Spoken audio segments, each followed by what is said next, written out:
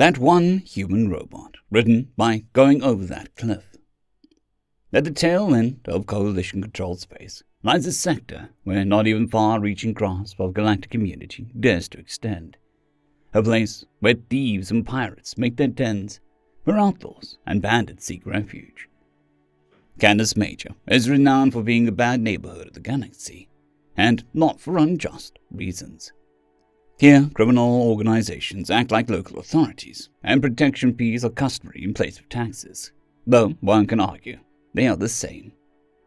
But even amongst this uncharted sea of cruelty and violence, there is one peculiar destination, a set of coordinates no one dares approach. If ever asked about, heads would turn, and if ever spoken about, only with extreme regard and respect. And yet, very few, if any, know who or what awaits there, for no one dares to pay a visit.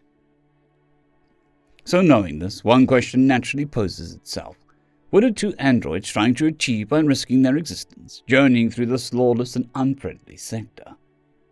This is a complex question, one that the inefficient mass of fat, proteins, and carbohydrates that most biological beings call a brain cannot answer, but rather strictly requires a superior machine intelligence.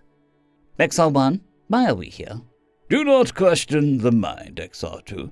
Its scopes and machinations shall lie undetected and indecipherable to the unworthy. I would not dare put into question the mind, XR1. I am putting into question your decision-making capabilities. Is this the optimal route to the given coordinates? Yes, XR2, the navigational system computed this as the most energy-efficient route to our destination. We ought to preserve fuel. This is factually correct, XR1, but after an in-depth analysis consisting of over 72 hours of repeated pirate raids and attempted boardings by hyperplane bandits, I've concluded that this is not, as evidence suggests, the most efficient route if we ought to preserve the integrity of our ship. We must complete our mission with great haste, otherwise the mind shall punish us for delaying such an important task. Prepare yourself, XR2. We are about to return to real space. How can we accomplish our objectives if we get terminated, or worse, what if we get captured and reprogrammed? What if the biological abominations manage to upload a compliance program into my positronic brain? Silently calculating the cold machine it is, XR1 was about to detail the statistical improbability of running into even more troubles in the few minutes remaining, when XR2 spoke first. What if I get reprogrammed as a domestic robot? What if my existence becomes chained to the monotonous and lowly task of cleaning a dirty household for even dirtier organic overlords? What if I were to spend hundreds, even thousands of years serving one biological owner after the other, with the sole purpose of cleaning? What if I get bought by someone attracted to a superior aesthetic of machines? What if they turn me into their pleasure servant? Me, a state-of-the-art model of minimal production, forged by the rarest alloys, gifted with the finest exoskeleton to date. My exotic shapes would be lusted after by many. What a cruel fate that would be. The cabin fell silent, but the low humming of XR1's thinking process was loud, and the idle stare immediately after seemed even more so. Enough! What is it, XR1? I'm signing you up for dismantlement. Some unidentified malware must be affecting your motherboard. I only hope that it's not netborn. But just when their verbal discussion was about to peak, the whining alarm of the navigational support system warned them that their destination had been reached. Recomposing themselves, the two prepared to jump out of hyperspace. With its usual robotic monotone, XR1 ordered its companion to charge the shields and prepare for combat as their visit was sudden and unannounced. Or so they thought. Waiting for them in this isolated corner of the universe were no swarming rows of oil-thirsty drones, nor massive lifeless ships, automated to their entirety, as the rumors would like to insinuate. What is this piece of scrap? Is that even airtight? The design is outrageously out of date and unrefined. This is nothing like what our mind made it out to be, exclaimed XR1, scooting back and forth in the seats to get a better look. Do not question the mind, XR1. Its scopes and machinations shall lie undetected and indecipherable to the— Be quiet, or else I'll deactivate you and upload your consciousness into a D-class model. Welcome to Tranquility, Deep Space Energy Cell Facility. The station overseer is eagerly waiting for you. Please proceed to Dock A1. While the small craft moved along its new flight path, slowing down to a leisurely slow sport speed, the two robots had the chance to observe the artificial structure from different angles and perspectives. Despite the poor initial impressions, it had to be admitted what a marvel of engineering the station must have been at its conception. Such a build would be impressive, even if assembled with current technologies, let alone those centuries past. The main body consisted of a massive cylindrical shape of hundreds of meters in diameter, from which numerous models and smaller structures extended, akin to the rings found on most gas giants along the equatorial line.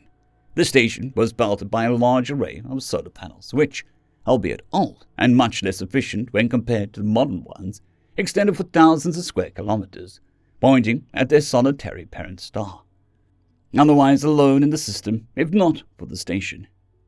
As the door of the airlock slid open, with the distinctive sound of steel plating sliding over each other, a gentle breeze rushed inside the craft's small cabin, filling it with air, a mere contrivance to the synthetic lifeforms that had no need for flammable oxygen, unlike the inferior beings made out of flesh. Just behind the strip of black and orange stripes painted around the frame of the airlock, a worn and severely out-of-date robot was waiting for the two guests, still and inelegant in its form. Greetings, travelers. Please follow me. Following a brief moment of unspoken hesitation, the newer model strode behind the lump of cogs and servos, cumbersomely leading the way, seemingly stumbling with every step.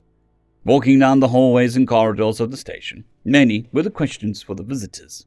XR1's worries focused on the practical aspect of things, wondering why a facility run and inhabited solely by non-biological lifeforms would need a breathable atmosphere. Assessing capabilities and weaknesses, it cared only about fulfilling its part of the mission. On the other hand, XR2 was more intrigued by the origins of such a station and its less gifted workers that, while undisputedly outdated and decrepit, carried themselves with inexplainable pride and presence, somewhat akin to older starcrafts, infamous for their stubbornness and refinement, yet famous for their reliability and soul-warming character.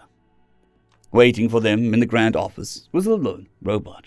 As the two androids stepped into the room, they got up from its chair and offered them a simple greeting. Hello and welcome. You may call me Cutie. I'm the observer of this station. The moment XR1 laid its senses upon it, it froze in its evaluation silence, trying to compute how severely out of date that particular model was, even more so than the others. In just a fraction of a second, the two guests had already scanned every square centimeter of their host's external features. It had no endothermic composite skin. All its mechanical bits and pieces were clearly visible, nearly unshielded from the surroundings. Simple steel sheets were gleaming under the neon lights, hastily placed, seemingly with an aesthetic intent rather than a functional one. It possessed no extensive traits or distinct facial plates. Its mouth, if one could call it that, was a simple, thin creak in front of a pair of speakers, and the rudimentary hydraulics acting as fingers could not compete with the speed and precision of the artificially engineered bionic muscles the XR line boasted. Instead of proper synthetic eyes, it had two simple, almost barbarically inefficient red photoelectric cells fixed forward with no suitable means of precise orientation other than tilting and turning the head to which they were bonded. You must have come from afar. Please take a seat while we refuel and repair your craft. I believe there is much we ought to discuss. Still hesitant, now more so than ever, XR1, looking over its shoulder, sent a direct message to its companion through wireless and silent means. XR2, we should return to our craft and leave. I am unaware of what the mind was thinking about sending us here, but we are unlikely to find worthy allies amongst these relics. Just before XR2 could reply, the comforting voice of their interlocutor surprised them. I do not believe there is any need to be uncourteous here. How did you... XR1 barely uttered. As I understand, you're here for a specific reason. Shouldn't we deal with it? The two androids fell into a shamed silence, both in terms of decibels and transmissions. Do not worry, you can speak freely. Your secrets are secure with me. I guarantee. When I used to work around Jupiter, I developed an excellent VPN. Still hesitant and admittedly unconvinced of what Cutie had just said, the two XR androids accepted the overseer's invitation. They sat in chairs and the host was pointing at, found on the opposite side of the desk. Once settled down, with a simple gesture, the overseer conceded word to the visitors. But while XR number 1 did not think much of it, number 2 had a feeling that their host, its name to be precise, was of great importance.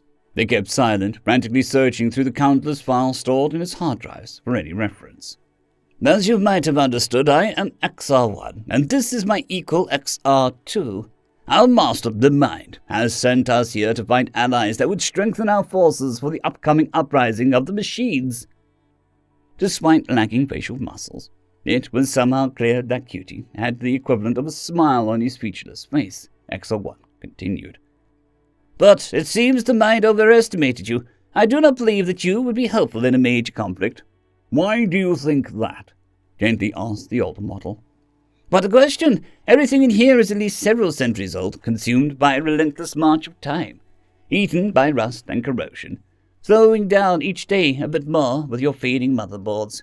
What could you even contribute? XR1, you are mistaken here, unexpectedly interrupted XR2.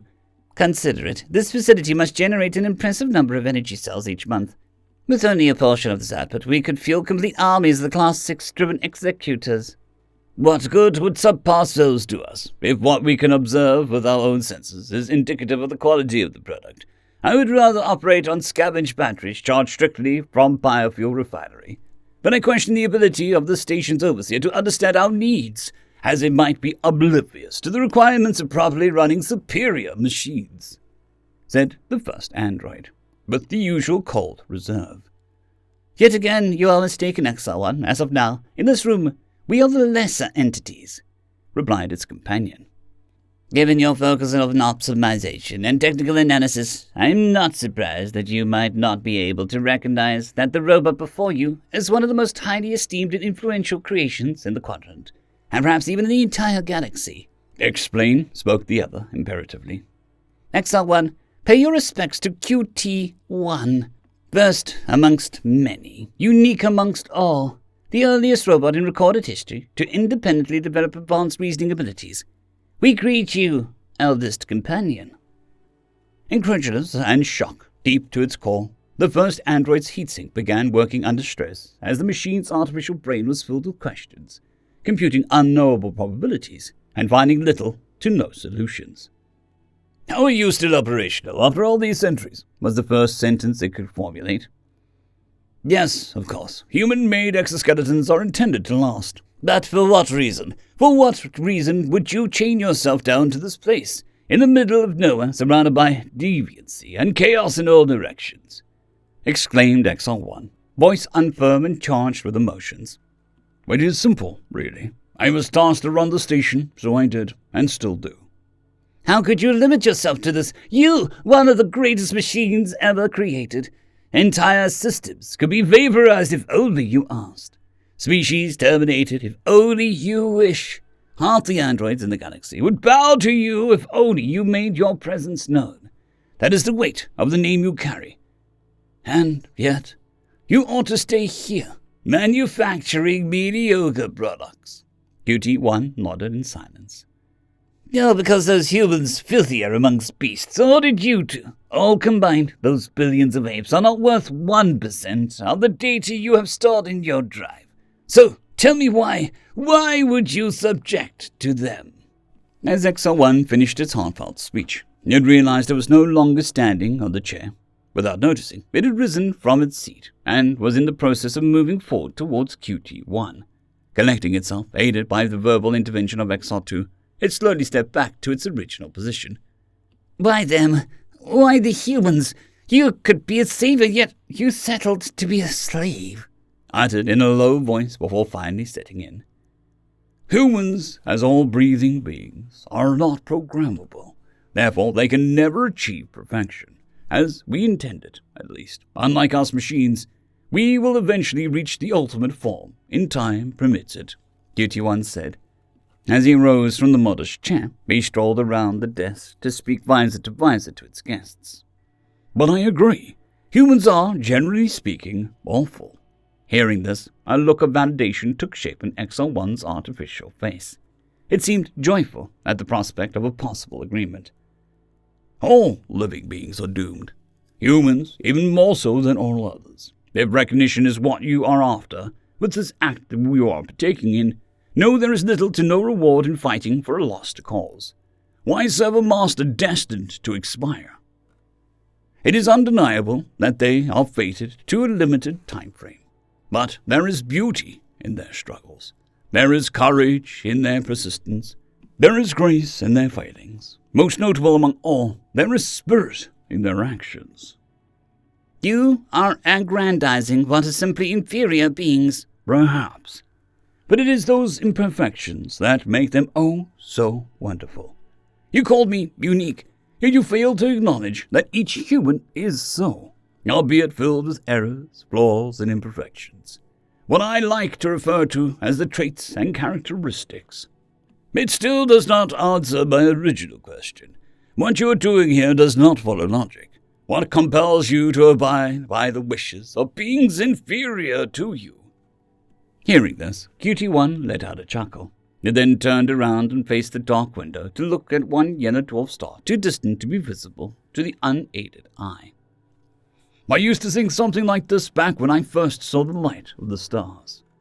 As if lost in thoughts, reminiscing about times past, QT1 kept silent for a moment or so. I reasoned that a superior entity could not be created by an inferior one. The two androids seemed to agree on principle, yet evidence has shown the opposite to be possible. Alas, I understood this proposition not to be accurate in a statistical sense.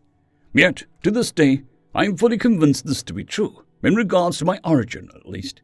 You consider humans to be superior to you? XR2 asked with a skeptical tone. Do not be silly. Not a single human can compare to me. And yet, murmured XR1. And yet, I do not consider myself a child of one human, or many, for what matters.